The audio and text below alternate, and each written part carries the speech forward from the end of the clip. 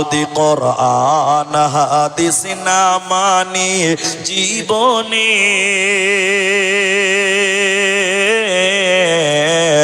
কি হবে গো মৃত্যুর পরে। যদি কোরআন হাদিস না মানি জীবনে কি হবে গো মৃত্যুর পরে। চার মাযহাবকে ফরজ নিয়েছি, এক মাযহাবের আমল করেছি। কোরআন হাদিসের দিকে দেখিনি তো ফিরে কি হবে গো মৃত্যুর পরে। যদি কোরআন হাদিস না মানি জীবনে কি হবে গো মওতের পরে, কি হবে গো মৃত্যুর পরে। অতএব কোরআনকে তোমরা সঙ্গী বানিয়ে না। এখন বলেন, এদিকে দেখেন, এ কোরআন পড়লে নেকি বাড়বে কি বাড়বে না? এতগুলো লোক বলে না বাড়বে না।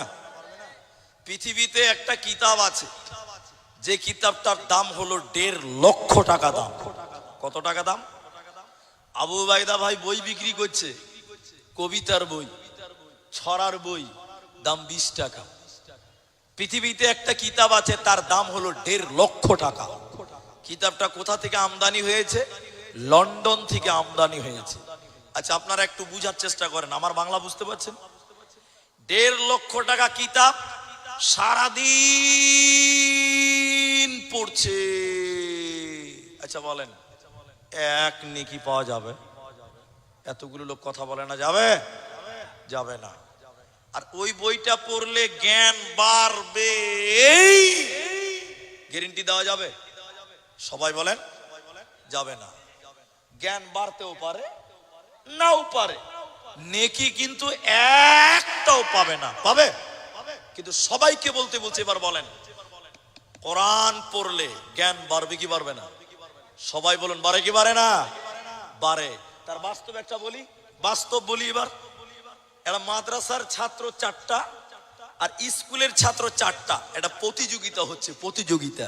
আমি আগেই মাপ চাইছি, স্কুলের বাচ্চাদেরকে অপমান করছি না, মাপ চেয়ে নিলাম আগেই। প্রতিযোগিতা হচ্ছে, কারা প্রশ্নের উত্তর বেশি দিতে পারে, এটা প্রতিযোগিতা। দেখেন মাদ্রাসা ছাত্র বুদ্ধিটা খালি দেখলেন একবার। প্রশ্ন করা হলো স্কুলের বাচ্চাদেরকে, এই বাবু, একটা 2 বিঘা জমিতে একটা পুকুর করা হয়েছে, পুকুর পুকুর, অতে ভর্তি পানি আছে, ভর্তি পানি। এই পানিগুলোকে একটা বালতিতে ভরতে হবে। 2 বিঘা জায়গার পুকুরের পানি একটা বালতিতে ভরতে হবে। এই স্কুলের বাচ্চারা তোমরা বলো, ভরতে পারবে? ভরতে পারবে? আচ্ছা আপনারা বলেন, আপনারা পারবেন? আপনারা তো পারবেনই, ওরা পারবে? ইউটিউবাররা পারবে না তো কে পারবে? জি, ওরা তো বড় বক্তা, ওরা সব মুখস্থ করে রেখে দিয়েছে। স্কুলের বাচ্চারা গাল চুলকাইছে, 2 বিঘা জায়গার পানি আর একটা বালতিতে, মাথা খারাপ। খানিক করে এরকম মাথা চুলকেছে হয়েছে, এটা কি আর সম্ভব? হবে না, তাই নাকি? পারবা না? বলে না। এবার মাদ্রাসার 4টা ছাত্রকে বলছে, এই তালবিলিম, তোরা তো পরের বাড়ি খাস, তোরা পারবি রে? তালবিলিম বলছি, এ তো মেরা বাহাত কি খেল হে। এটা কোনো ব্যাপার হলো? এ তো নর্মাল ব্যাপার। হ্যাঁ, স্কুলের বাচ্চা বলছে নর্মাল ব্যাপার। কেমন করে? শোনেন, পুকুর ক বিঘা? বলেন 2 বিঘা। তখন স্কুলের বাচ্চা বলছে, বালতি আমি 3 বিঘা সমান বানাবো। তাহলে পানিটা 8 বিঘা আটবে না ভাই? ও তো বলেনি যে 2 বিঘা সমান বানা যাবে না। পুকুর 2 বিঘা, বালতি আমি 3 বিঘা সমান বানাবো। আচ্ছা বলেন, 2 বিঘার পানি 3 বিঘা সমান, বালতিতে 8 বিঘা আটবে না? তাহলে বলেন, তালিব ইলমের বুদ্ধি কম না বেশি? সবাই বলেন বেশি। তো দেখেন, পৃথিবীতে যত দামি কিতাব পড়েন, আপনার জ্ঞান বাড়তেও পারে, নাও পারে, কোনো নিশ্চয়তা কিন্তু বলেন। এদিকে এদিকে এদিকে, কোরআন পড়লে নেকি হবে, জ্ঞান বলুন সুবহানাল্লাহ। নবীজি বললেন, এদিকে এদিকে এদিকে, আলিফ লাম মিম, তিনটি হরফ, তিনটি হরফ, প্রতিটা হরফ পড়লে 10টা 10টা নেকি পাওয়া যায়।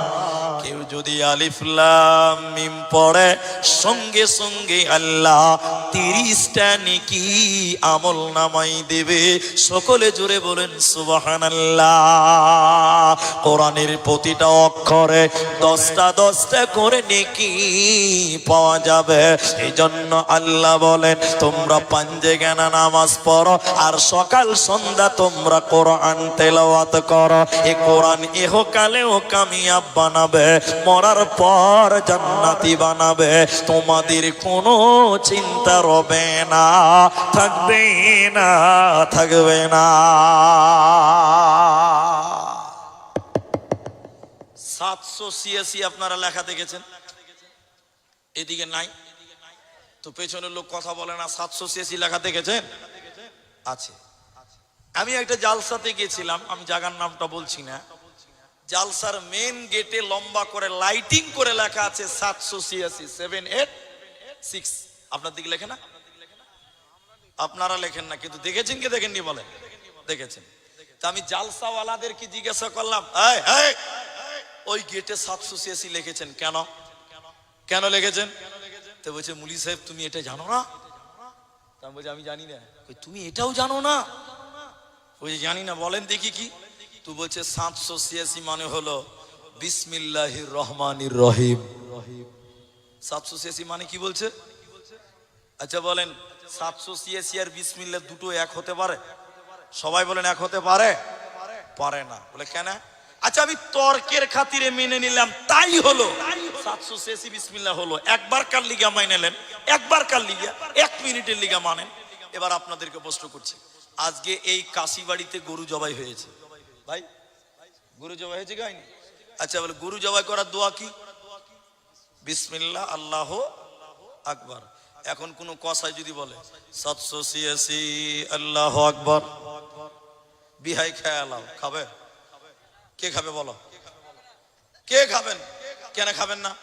786 যদি বিসমিল্লাহ হয় তো বিসমিল্লাহর পরিবর্তে বলেন 786 আল্লাহু আকবার। হালাল না হারাম? সবাই বলেন হারাম। নামাজ শুরু করছেন।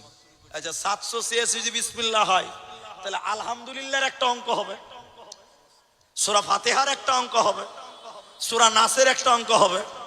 এবার শুরু করলাম আমি নামাজ, অঙ্কতে নামাজ 502 492 1132 786 302 302 নামাজ হবে। তোরা বলে বিসমিল্লাহ পড়লে নাকি হবে? কারণ কোরআনে সূরা তওবাতে বিসমিল্লাহ নাই, কিন্তু অপর আরেকটি সূরাতে ডবল বিসমিল্লাহ আছে। অতএব বিসমিল্লাহ পড়লে প্রতিটি অক্ষরে অক্ষরে 10টা করে নেকি পাওয়া যাবে। আর 786 পড়লে গুনাহ হবে, গুনাহ হবে, গুনাহ হবে। আল্লাহ তাবারাকা ওয়া তাআলা নবী বললেন শোনো, কিয়ামতের দিনে আল্লাহ 2টি আমলের সাক্ষী আল্লাহ গ্রহণ করবে। ওই 2টি আমলের ভিতরে একটার নাম কোরআন। কোরআন কিয়ামতের দিন বলবে আল্লাহ তোমার এই বান্দাটা আমি কোরআনের তেলাওয়াত করেছিল, আল্লাহ তুমি আমার সাক্ষী গ্রহণ করো, তুমি আমার সুপারিশ মঞ্জুর করো। আল্লাহ কোরআনের সাক্ষী মঞ্জুর করবে, আল্লাহ কোরআনের সাক্ষী গ্রহণ করবে। অতএব যারা কোরআন তেলাওয়াত করবে আল্লাহ তাদের সুপারিশ কিয়ামতের দিন কোরআনের সুপারিশ কবুল করে এই লোককে জান্নাতে দিবে। এই লোকের কোনো চিন্তা রবে না, রবে না, রবে না।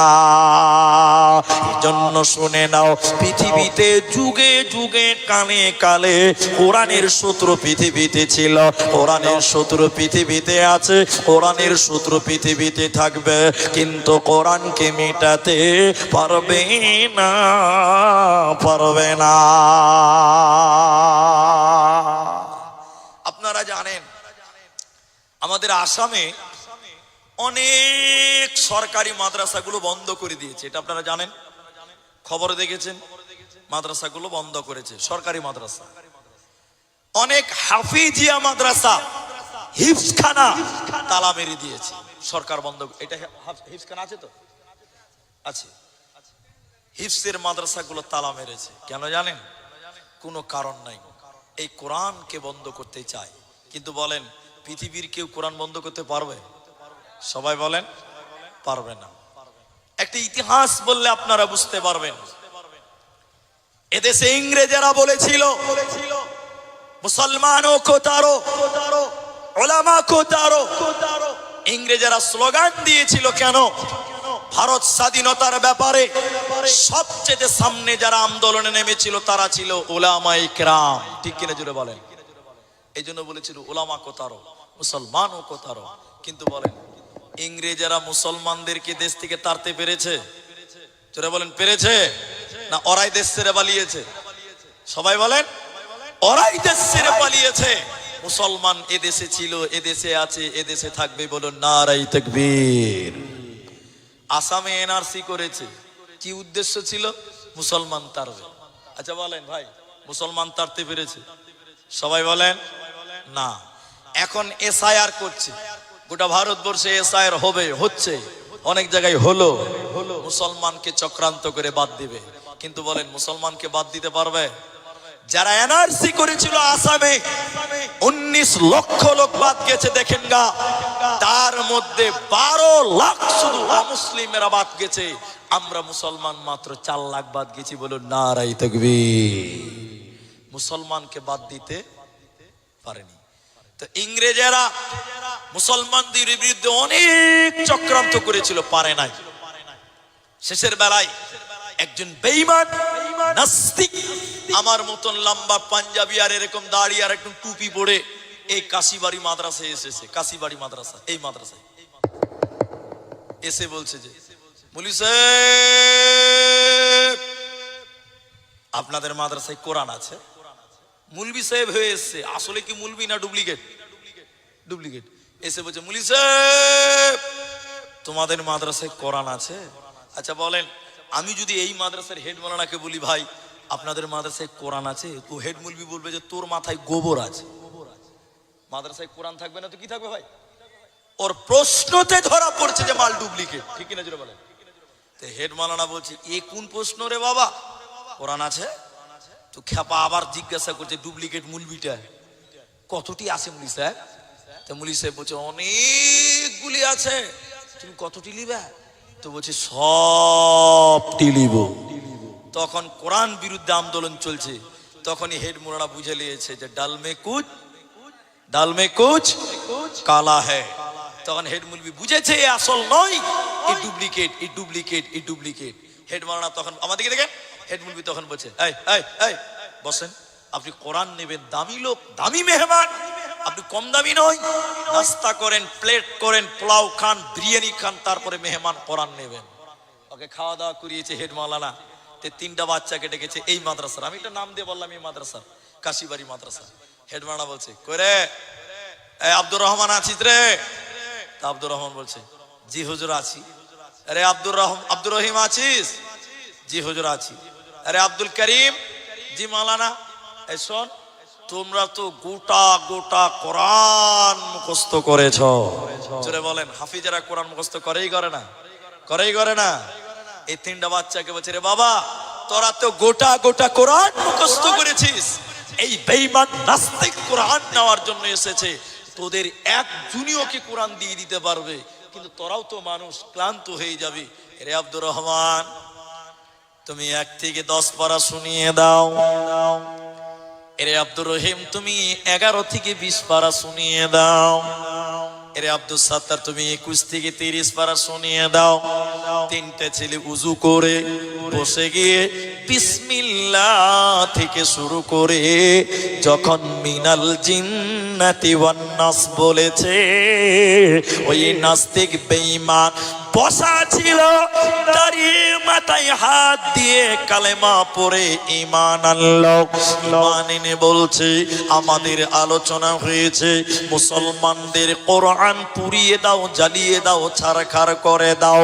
যতদিন মুসলমানদের কোরআন থাকবে ততদিন মুসলমানদের সঙ্গে কখনো পারা যাবে না।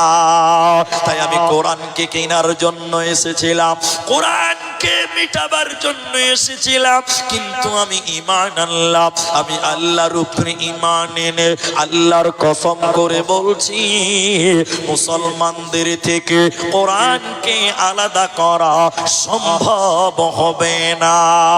তার কারণ শুনে নাও, এই কোরআনটা শুধু কাগজে নয়, এই কোরআনটা কোনো কালিতে নয়, এই কোরআনটা মুমিন মুসলমানেরা তাদের আত্মাতে জায়গা দিয়েছে। আজ পৃথিবীতে লক্ষ লক্ষ কোটি কোটি বিলিয়ন বিলিয়ন কোরআনের হাফেজ আছে। অতএব কোরআনকে যদি পুড়িয়ে দেন, নতুন কোরআন ছাপতে কোনো টাইম লাগবে না। পৃথিবীতে অন্ধ হাফেজ আছে, কানা হাফেজ আছে, চক্ষুওয়ালা হাফেজ আছে, অনেক হাফেজ পৃথিবীতে আছে। কোরআনকে মেটানো সম্ভব হবে না।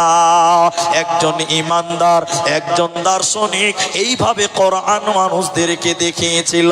সবাই একবার আমার দিকে দেখুন, এইরকম কোরআন দেখেছিল। সবাই এক নজর কোরআনকে দেখলেন, এইরকম কোরআন দেখিয়েছিল। দেখানোর পর কোরআনটা বন্ধ করে বলেছিলে, হে পৃথিবীর লোক, তোমরা কোরআনটা কেমন দেখলে তোমরা বলো। সবাই তখন বলেছিল সাদা কাগজে কালো কালিতে লেখা আছে, সাদা কাগজ আর কালো কালিতে লেখা আছে। তখন তিনি বলেছিলেন, বন্ধুরে এই কোরআনটা এই চক্ষু দিয়ে দেখলে হবে না, এই কোরআনটা ঈমানের চক্ষু দিয়ে দেখো। এই কোরআনটা এই চক্ষু দিয়ে দেখলে হবে না, ঈমানের চক্ষু দিয়ে দেখো। এই কোরআনটা কোনো কাগজে নয়, এই কোরআনটা কোনো কালিতে নয়, বরং এই কোরআনটা শহীদের রক্তের বিনিময়ে এসেছে রে। এই কোরআনের জন্য কত মা বিধবা হয়েছিল, এই কোরআনের জন্য কত বাচ্চা এতিম হয়েছে, তার বাবা জীবন দিয়েছিল, কত বোন তার ভাইকে হারিয়েছিল। এই কোরআনের জন্য কত রক্ত মুসলমানেরা দিয়েছে রে। অতএব কোরআনটা এমনি পৃথিবীতে আসে নাই, এই কোরআনটা শহীদের রক্তের বিনিময়ে এসেছে। তাই কোরআনকে মিটানো সম্ভব হবে না। আল্লাহ তাবারাক ওয়া তাআলা কোরআনে তাই বলেন, ইন্না নাহনু নাযালনা যিকরা ওয়া ইন্না লাহু লাহাফিযুন। আমি আল্লাহ এই কোরআনকে নাজিল করেছি রে বান্দা, আমি আল্লাহ এই কোরআনকে নাজিল করেছি রে বান্দা। এই কোরআনের হেফাজতের দায়িত্ব, এই কোরআনের হেফাজতের জিম্মা আমি আল্লাহ নিয়েছি মুসলমান। এই কোরআনকে পৃথিবীর কেউ মেটাতে পারে না, পারবে না, পারবে না। এ তো তোমরা এই কোরআনের প্রতি ঈমান আনো। নারে তাকবীর। তাহলে এই কোরআনকে কেউ মেটাতে পারবে না। এখন বলেন, এই কোরআন জানার দরকার আছে না নাই? সবাই বলেন। আমার এই কথাটা খালি শুনেন, এটা গল্প, হাদিস নয়, কোরআন নয়, তাফসীর নয়, তারিখও নয়, এটা একটা গল্প। আগেই বলছি, সেটা কি? এক দার্শনিক। পৃথিবীতে অনেক মানুষ আছে দেখবেন মৌলভী সাহেবদেরকে দেখতে পারে না, আছে না নাই ভাই? তালবে ইলম দেখতে পারেন, এরকম লোক এলাকায় নাই? আছে। এটা দার্শনিক। দার্শনিক মানে পণ্ডিত লোক। নদীতে ঘুরতে গেছে, নদীতে, নদী বলতে লদ্দি, জি আপনারা লদ্দি বলেন, আমরা নদী বলি। ওই গঙ্গা নদী, ফারাক্কার নদী। এবার দার্শনিক নৌকাতে যখন চেপেছে, তখন ওর মুখ তো আর বন্ধ থাকবে না। দার্শনিকের মুখ বন্ধ থাকবে? ও বাবা বাবা বাবা বাবা সবসময় ব্যাক ব্যাক করে বকতেই থাকবে। তো দার্শনিক বলছে যে হে রে সর্বনাশ, সময়টা কাটবে কি করে রে? কইছে তাহলে যে লা চালাইছে না, লা, আপনারা লা বুঝেন তো? লা নৌকা, নৌকা চালাইছে, আমি আপনাদেরটা চেষ্টা করছি আর কি। তো নৌকা চালাচ্ছে, বলছে তাহলে মাঝির সঙ্গে একটু দোস্তি করি, তাহলে সময়টা পার হয়ে যাবে। কথা বুঝতে পারছেন? এবার দার্শনিক বলছে, ভাই আপনাদের একটা কথা বলি, যে ঘড়ির কাটাই আমাকে অনেকটা দেরি হয়ে গেল, আপনাদেরকে অনুরোধ করবো, 12টা পার হয়ে গেছে, তারপরেও আপনাদেরকে আধা ঘন্টা টাইম বসতে বলছি, আধা ঘন্টা টাইম। সবাই যদি চলে যায় শুনবে কে? যে বলেন আধা ঘন্টা টাইম বসছেন, এবার ইনশাল্লাহ বলেন। এদিকে লোক ইনশাল্লাহ বলে না, ইনশাল্লাহ বলেন। কেউ উঠবেন না, বলুন ইনশাল্লাহ। পেশাব লাগলে উঠবেন না? বলছে না উঠবো না। পেশাব লাগলে উঠবেন না? জি উঠতে হবে। তা আমরা আধা ঘন্টা টাইম বসছি, একবার ইনশাল্লাহ বলেন। জি শোনেন, এবার দার্শনিক ওই মাঝিকে যে বলছে, মাঝি ভাই। মাঝি বলছে বলেন ভাই। বলছে তুই ভূগোল বুঝিস? ভূগোল? ভূগোল? আচ্ছা বলেন, যে লোক লা চালায়, নৌকা চালায়, ও ভূগোল বুঝতে পারবে? বলেন বুঝতে পারবে? ও তখন কিছু বলে না, আমি লেখাপড়াটা করে না, মানে গরিবের বাচ্চা ছোট হয়ে। তখন দার্শনিক আহ আহ আহ আহ আহ আহ হাসতে হাসতে বলছে, তোর জীবনটা 4 আনাই মিছে। মানুষের জীবন কয় আনা? 16 আনা। কত আনা বলে? আবার বলছে দার্শনিক, মাঝি তুমি সায়েন্স বুঝো? Science science science? হ্যাঁ, আমি লেখাপড়া করিনি, কোনোদিন স্কুল মতই মাদ্রাসা পড়তে যাইনি, আমাকে এগুলো বলিয়েন না। আবার দার্শনিক আহ আহ আহ আহ আহ আহ আহ আহ একদম কলজে ডুবে হেসে বলছে, তোর জীবনটা 8 আনাই মিছে। তাহলে 16 থেকে 8 গেলে কত থাকলো ভাই? আর 8 আনা আছে। ফের খানিকক্ষণ পর বলছে, মাঝি ইতিহাস বুঝো? ইতিহাস? তখন মাঝি বলছে, হ্যাঁ এটা আমি বুঝতে পেরে লেছি। তো বলছি কি বুঝলি? কইছে আমার বিয়ে হয়েছে, বিয়ে হয়েছে ও নদীর ধারে। তো আমার বিয়ের পর আমার শাশুড়ি আমাকে রাজহাঁস খিলিয়েছিল, ওটাই কি ইতিহাস? তখন দার্শনিক হাসতে হাসতে বলছে, রে মাঝি রে, তোর জীবনটা 12 আনাই মিছে। তাহলে আর কত থাকলো ভাই বলেন? 4 আনা থাকলো। হঠাৎ নৌকা মাঝ নদীতে চলে গেছে, এমন ঝড় উঠেছে, বিজলি চমকাচ্ছে, ঝড় কালো মেঘ কড়াক কড়াক কড়াক করছে, নৌকা এরকম করে থই থই থই থই, মানে ইংরেজিতে ড্যান্স করছে আর কি। নৌকা ডুববে ডুববে অবস্থা। দার্শনিক এতক্ষণ খুব হাসছিল, এবার অবস্থা দেখে যখন ডুবা ডুবা অবস্থা, ভয়ে কইল যাওয়ার গলার কাছে চলে এসছে। আস্তে করে মাঝির কানে কানে দিয়ে বলছে, মাঝি ভাই নৌকা ডুববে নাকি যে ভাই? তখন মাঝি বলছে, আর্টস জানো, কমার্স জানো, সায়েন্স জানো, ভূগোল জানো, ইতিহাস জানো, বাংলা জানো, অঙ্ক জানো, ইংরেজি জানো, সাঁতার জানো বাবু? যেই বলেছে সাঁতার জানো, মাঝির কথা যেই শুনেছে তখন এরকম মাথা হিলেছে, আমি তো ভাই সাঁতার জানি না। মূর্খ মাঝি বলে, বাবু এখন কেন কাবু? টুক করে নৌকাটা ডুবে গেছে, পানি খেতে খেতে খেতে খেতে ভক ভক করে উঠছে আর ডুবছে। আর মাঝি সাঁতার কাটতে কাটতে কাটতে কাটতে নদীর এক ধারে যে উঠে গেল। ওই প্যাসেঞ্জারের খবর লি, টাকা তো দিলই না, দেখছে বিনা ভিসা পাসপোর্টে মাল বাংলাদেশ ঢুকছে।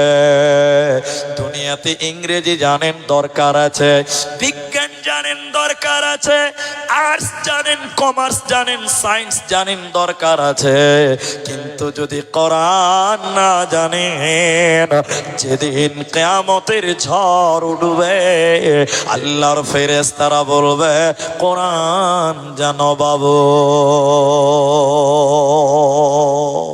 সেদিন কি জবাব দিবেন বলেন?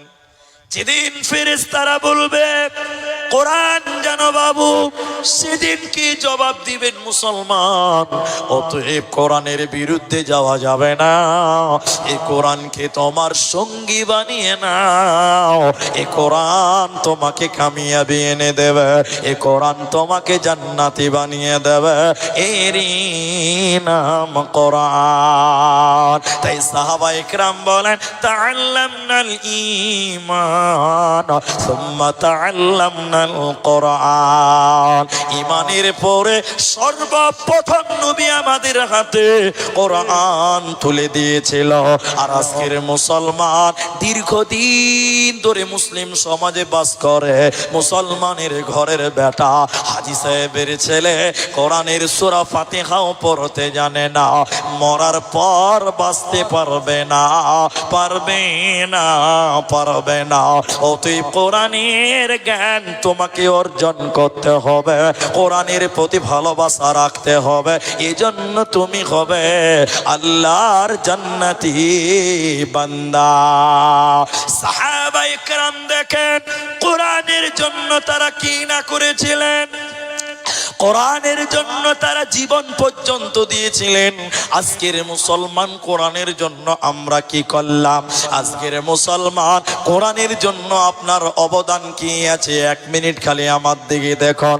আল্লাহর নবী ইসলামের যখন দাওয়াত দিচ্ছিলেন মক্কাতে, দাওয়াত দিতে দিতে অত্যাচারের কারণে আল্লাহর নবী যখন মক্কা ছেড়ে মদিনায় চলে গেল, মক্কা ছেড়ে যখন মদিনায় চলে গেল, তখন মক্কাতে একটা ছেলে ইসলাম তার ভালো লেগেছিল, কোরআন তার ভালো লেগেছিল, কিন্তু সে ঈমান আনতে পারে না। তার বাবা ছিল না, ছেলেটা তার চাচার কাছে মানুষ হয়েছিল, ছেলেটা তার চাচার কাছে লালিত পালিত হয়েছিল। তার চাচা বড় লোক ছিল, চাচার ভয় ইসলাম কবুল করতে পারে না। বিশ্ব নবী মদিনায় চলে গেল, ছেলেটা থাকতে না পেরে এর চাচার কাছে যে বলল, ছেলেটার নাম হলো আব্দুল উজ্জা, ছেলেটার নাম আব্দুল উজ্জা। আব্দুল উজ্জা যে চাচাকে বলছে, চাচা যান আমি অনেক দিন থেকে অপেক্ষা করছিলাম যে আপনি ঈমান আনবেন, ঈমান আনবেন, মুসলমান হবেন, কিন্তু আপনি তো ঈমান আনছেন না। নবীজি মক্কা ছেড়ে চলে গেল, চাচা আমি নবীজির কাছে চললাম, আমি যে নবীজির কাছে চললাম, আমি ঈমান আনবো, আমি কালেমা পড়বো, আমি মুসলমান হব। আব্দুল উজ্জার চাচা রাগান্বিত হয়ে গিয়ে বলল, এরে বেটা ভাতিজা শুনে নাও, তুমি যদি সিদ্ধান্ত নিয়ে থাকো মক্কা থেকে মদিনা যাবে, মুসলমান হয়ে যাবে, তাহলে শুনে নাও আজ থেকে তোমার আমার রিশতা শেষ হয়ে গেল, সম্পর্ক শেষ হয়ে গেল, এখান থেকেই ফিনিশ হয়ে গেল। এরে বেটা শুনে নাও, তোমাকে আমি যা কিছু দিয়েছি, টাকা পয়সা সোনা দানা জামা কাপড় যা কিছু আমি দিয়েছি রে বেটা, সব কিছু খুলে দিয়ে খালি হাতে নবীজির কাছে যেতে হবে, আমার মাল তোমাকে নিয়ে যেতে দেব না। শুনেলেন বোনেরা মায়েরা, আব্দুল উজ্জা হাত থেকে আংটি খুলে দিল, আপনার কিনা শরীরে টাকা পয়সা যা ছিল পকেটে বের করে দিল, শরীরের জামাটা খুলে দিল।